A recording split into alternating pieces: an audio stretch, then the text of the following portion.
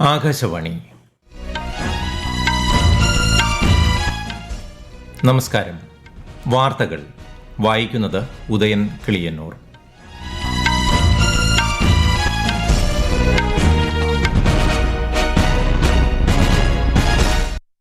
പ്രധാന വാർത്തകൾ. പരീക്ഷാ ചോദ്യപേപ്പർ ചോർച്ചയിലെ വിദ്യാർത്ഥി പ്രതിഷേധത്തിനെതിരെയുള്ള പോലീസ് നടപടിയെ ചൊല്ലി പാർലമെന്റ് ഇന്നും പ്രക്ഷുബ്ധം. പൊതുപരീക്ഷാ ഭേദഗതി ബിൽ 2026 ഇന്ന് ലോക്സഭയിൽ അവതരിപ്പിച്ചു. ചോദ്യപേപ്പർ ചോർച്ചയ്ക്കെതിരെ നടന്ന വിദ്യാർത്ഥി പ്രതിഷേധവുമായി ബന്ധപ്പെട്ട് സമർപ്പിച്ച ഹർജികൾ സുപ്രീംകോടതി നാളെ പരിഗണിക്കും. മുൻ രാഷ്ട്രപതി APJ അബ്ദുൽ കലാമിന്റെ ചരമവാർഷികത്തോടനുബന്ധിച്ച് സംഘടിപ്പിക്കുന്ന കലാം കോ സലാം രാജ്യവ്യാപക പ്രചാരണ പരിപാടികൾക്ക് തുടക്കമായി.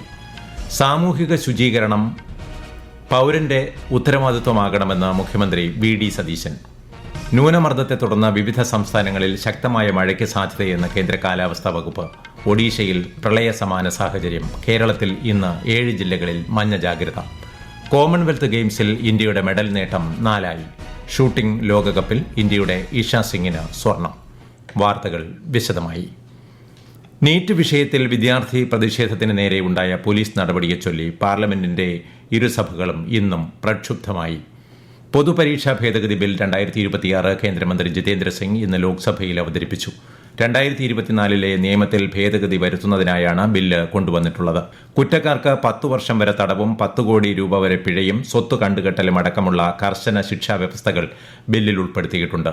പൊതുപരീക്ഷയുമായി ബന്ധപ്പെട്ട കേസുകൾ വേഗത്തിൽ തീർപ്പാക്കുന്നതിനും വിചാരണയ്ക്കുമായി എല്ലാ സംസ്ഥാനങ്ങളിലും കേന്ദ്രഭരണ പ്രദേശങ്ങളിലും പ്രത്യേക ഫാസ്റ്റ് ട്രാക്ക് കോടതികൾ സ്ഥാപിക്കണമെന്ന് ബില്ലിൽ നിർദ്ദേശിക്കുന്നു.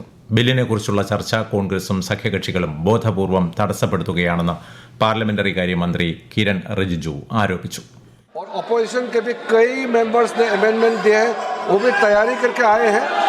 बहुत ही महत्वपूर्ण बच्चों के लिए, युवाओं के लिए, छात्रों का जिंदगी के लिए ये महत्वपूर्ण बिल है.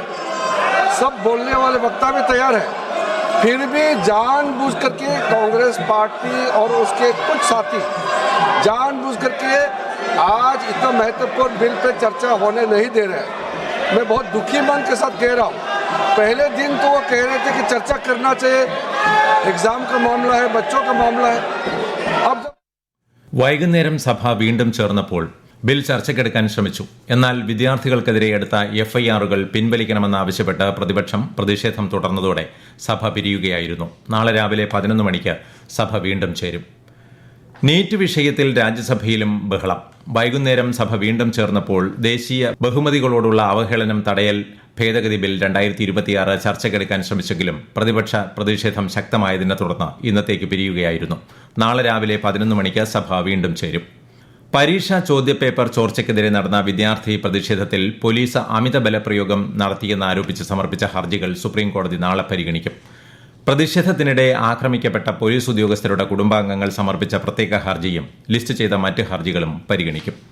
അയോധ്യയിലെ രാമക്ഷേത്ര ട്രസ്റ്റിന് ലഭിച്ച സംഭാവന തുകയിൽ ക്രമക്കേട് നടത്തിയെന്ന ആരോപണം അന്വേഷിക്കാൻ ഉത്തർപ്രദേശ് സർക്കാർ രൂപീകരിച്ച പ്രത്യേക അന്വേഷണ സംഘത്തിൽ ഒരു ഫോറൻസിക് ഓഡിറ്ററെ കൂടി ഉൾപ്പെടുത്താൻ സുപ്രീംകോടതി ഉത്തരവിട്ടു.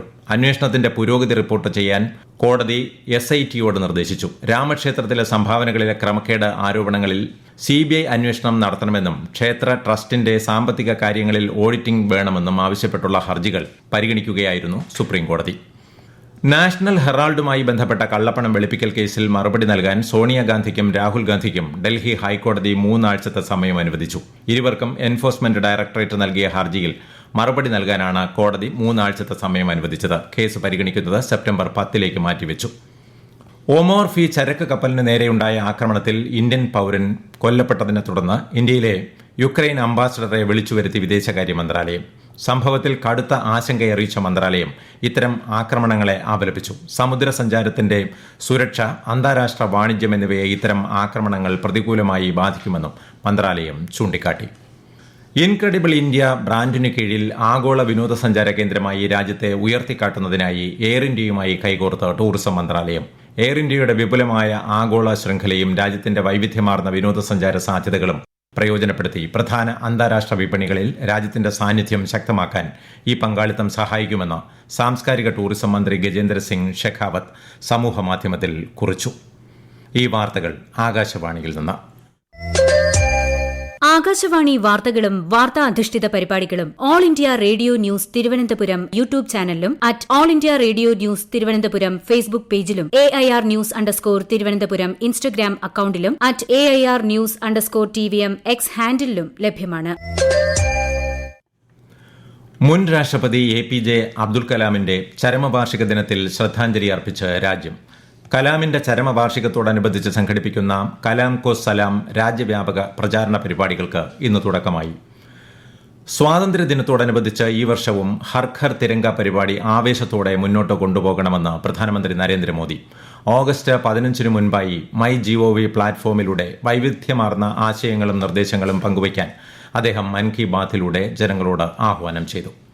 ബംഗാൾ ഉൾക്കടലിൽ രൂപപ്പെട്ട തീവ്ര ന്യൂനമർദ്ദത്തെ തുടർന്ന് ഒഡീഷ, ഛത്തീസ്ഗഡ്, പശ്ചിമ ബംഗാൾ എന്നിവിടങ്ങളിൽ നാളെ വരെ അതിശക്തമായ മഴയ്ക്ക് സാധ്യതയെന്ന് കേന്ദ്ര കാലാവസ്ഥാ വകുപ്പ്. വിശദാംശങ്ങളിലേക്ക്. ഒഡീഷയിലുടനീളം പ്രളയ സമാനമായ സാഹചര്യമാണ്. 8 ജില്ലകളിൽ അതിശക്തമായ മഴയാണ് റിപ്പോർട്ട് ചെയ്തിട്ടുള്ളത്. മഹാനദിയിൽ ജലനിരപ്പ് ഉയർന്നതിനെ തുടർന്ന് കാർഷിക വിളകൾക്ക് വ്യാപക നാശനഷ്ടമാണ് ഉണ്ടായത്. ആന്ധ്രാതീരം, കർണാടക, കിഴക്കൻ മധ്യപ്രദേശ്, ഗുജറാത്ത്, ഹരിയാന, ചണ്ഡീഗഡ്, ഡൽഹി, ഹിമാചൽ പ്രദേശ്, ഝാർഖണ്ഡ്, മാഹി, പഞ്ചാബ്, വിദർഭ, പടിഞ്ഞാറൻ ഉത്തർപ്രദേശ് എന്നിവിടങ്ങളിലും സമാന കാലാവസ്ഥയായിരിക്കുമെന്ന് മുന്നറിയിപ്പുണ്ട്. അതേസമയം കാലവർഷത്തെ തുടർന്ന് റോഡ് ഗതാഗതം പൂർണ്ണമായും തടസ്സപ്പെട്ട നാഗാലാൻഡിൽ ഇന്ത്യൻ വ്യോമസേനയുടെ രക്ഷാപ്രവർത്തനം തുടരുന്നു. ലോങ്ലങ് ജില്ലയിൽ ഒറ്റപ്പെട്ടുപോയ 42 പേരെ വ്യോമസേന ഇന്ന് രക്ഷപ്പെടുത്തി. കേരളത്തിൽ വിവിധ ജില്ലകളിൽ ഒറ്റപ്പെട്ട ശക്തമായ മഴയ്ക്ക് സാധ്യതയുണ്ട്. ഇന്ന് കോട്ടയം, എറണാകുളം, മലപ്പുറം, കോഴിക്കോട്, വയനാട്, കണ്ണൂർ, കാസർഗോഡ് ജില്ലകളിൽ മഞ്ഞ ജാഗ്രതയാണ്. നാളെ എറണാകുളം, തൃശൂർ, മലപ്പുറം, കോഴിക്കോട്, കണ്ണൂർ, കാസർഗോഡ് ജില്ലകളിലാണ് മഞ്ഞ ജാഗ്രത പ്രഖ്യാപിച്ചിട്ടുള്ളത്. News desk Akashvani. സാമൂഹിക ശുചിത്വം ഓരോ പൌരന്റെയും ഉത്തരവാദിത്തമാകണമെന്നും പൊതുസ്ഥലങ്ങളിൽ മാലിന്യം വലിച്ചെറിയുന്ന പ്രവണത ഇല്ലാതാകണമെന്നും മുഖ്യമന്ത്രി VD സതീശൻ. കേരളത്തിൽ ശാസ്ത്രീയ മാലിന്യ നിർമ്മാർജ്ജനത്തിന് ഏകോപിത പ്രവർത്തനം ആവശ്യമാണെന്നും മുഖ്യമന്ത്രി പറഞ്ഞു. മലിനീകരണ നിയന്ത്രണ ബോർഡിന്റെ നേതൃത്വത്തിൽ തിരുവനന്തപുരത്ത് സംഘടിപ്പിച്ച പരിപാടി ഉദ്ഘാടനം ചെയ്യുകയായിരുന്നു അദ്ദേഹം. ഗ്ലാസ്ഗോയിൽ നടക്കുന്ന കോമൺവെൽത്ത് ഗെയിംസിൽ ഇന്ത്യയുടെ മെഡൽ നേട്ടം 4 പുരുഷന്മാരുടെ 65 കിലോഗ്രാം ഭാരോദ്വഹനത്തിൽ രാജമുത്തുപാണ്ഡി ഇന്ന് വെള്ളി മെഡൽ നേടി. നീന്തലിൽ പുരുഷന്മാരുടെ 200 മീറ്റർ ബട്ടർഫ്ലൈ ഇനത്തിൽ മലയാളി താരം സജൻ പ്രകാശ് ഫൈനലിൽ കടന്നു. ഇന്ന് രാത്രിയാണ് ഫൈനൽ. മലയാളി ലോങ് ജമ്പ് താരം മുരളി ശ്രീശങ്കറും ഫൈനലിൽ ഇടം തേടിയിട്ടുണ്ട്. ചൈനയിൽ നടക്കുന്ന ISSF ലോകകപ്പ് ഷൂട്ടിംഗിൽ ഇന്ത്യയുടെ ഇഷ സിംഗ് സ്വർണം നേടി. വനിതകളുടെ 25 മീറ്റർ പിസ്റ്റൾ ഇനത്തിൽ ഒളിമ്പിക് മെഡൽ ജേതാവ് മനു ഭാക്കറെ പിന്നിലാക്കിയാണ് 21-കാരിയായ ഇഷ സ്വർണം നേടിയത്. മനു ഭാക്കറിന് വെങ്കലം ലഭിച്ചു. സിക്കിമിലെ നാഥുല പാസ് അടുത്ത മാസം 1-ാം തീയതി തുറക്കും. ഇന്ത്യ ചൈന അതിർത്തി പ്രദേശമായ നാഥുല പാസ് കോവിഡ് മഹാമാരിയെ തുടർന്ന് 2020 താൽക്കാലികമായി അടച്ചത്. ഇരു രാജ്യങ്ങൾക്കുമിടയിലുള്ള വാണിജ്യത്തെ പ്രോത്സാഹിപ്പിക്കാൻ നാഥുല പാസ് തുറക്കുന്നതിലൂടെ സാധിക്കുമെന്നാണ് പ്രതീക്ഷിക്കുന്നത്.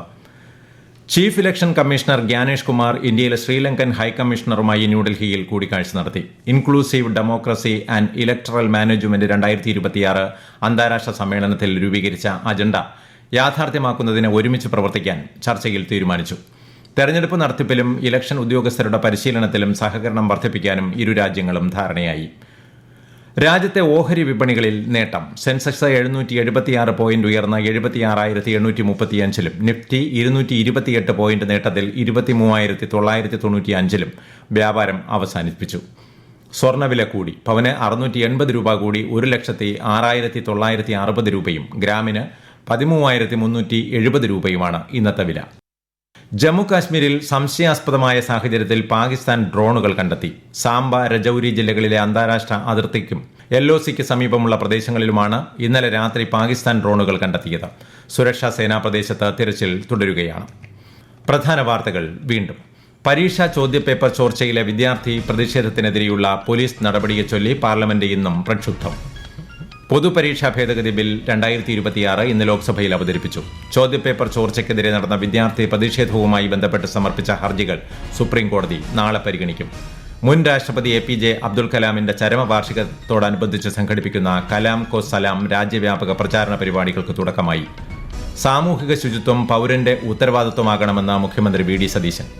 ന്യൂനമർദ്ദത്തെ തുടർന്ന് വിവിധ സംസ്ഥാനങ്ങളിൽ ശക്തമായ മഴയ്ക്ക് സാധ്യതയെന്ന് കേന്ദ്ര കാലാവസ്ഥാ വകുപ്പ്. ഒഡീഷയിൽ പ്രളയ സമാന സാഹചര്യം. കേരളത്തിൽ ഇന്ന് 7 ജില്ലകളിൽ മഞ്ഞ ജാഗ്രത. കോമൺവെൽത്ത് ഗെയിംസിൽ ഇന്ത്യയുടെ മെഡൽ നേട്ടം 4. ഷൂട്ടിംഗ് ലോകകപ്പിൽ ഇന്ത്യയുടെ ഇഷ സിംഗിന് സ്വർണം. വാർത്തകൾ കഴിഞ്ഞു. അടുത്ത വാർത്താ പ്രക്ഷേപണം 8:35-ന്.